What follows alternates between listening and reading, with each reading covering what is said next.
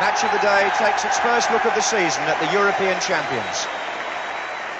But it's Nottingham Forest's first division record since they were promoted just over 2 years ago, which is worth stressing.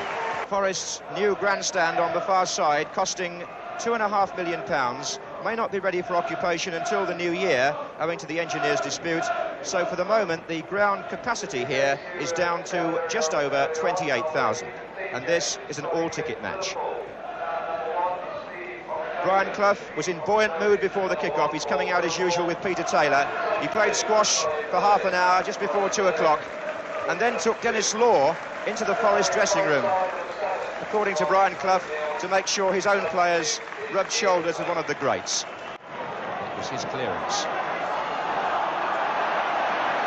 Taken on by O'Neill. Good break by Forest. Birtles on the far side. Can he find him? Phil Neal got out. Birtles! Garry Birtles. And what a remarkable coincidence.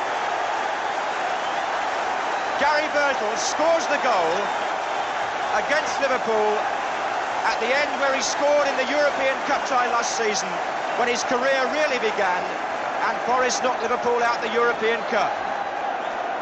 Obrazovic couldn't do much about it. O'Neill broke, he turned the ball back, it just caught Phil Neal's heel, but it couldn't prevent Garry Birtles from turning it in. Indeed, the whistle goes. Tremendous cheer. Garry Birtles gets the winning goal. Peter Shilton played an important part, as always, in Forest's victory. They've extended their impressive sequence of results against Liverpool of Forest. Brian Clough walks off. His team good enough to beat the league champions, even without Trevor Francis. And Forest and Liverpool go into the European Cup next week with their respective tasks. Forest's rather easier than Liverpool's. And Liverpool are beaten for the second time this season and find themselves 5 points behind Forest with one game in hand in the First Division.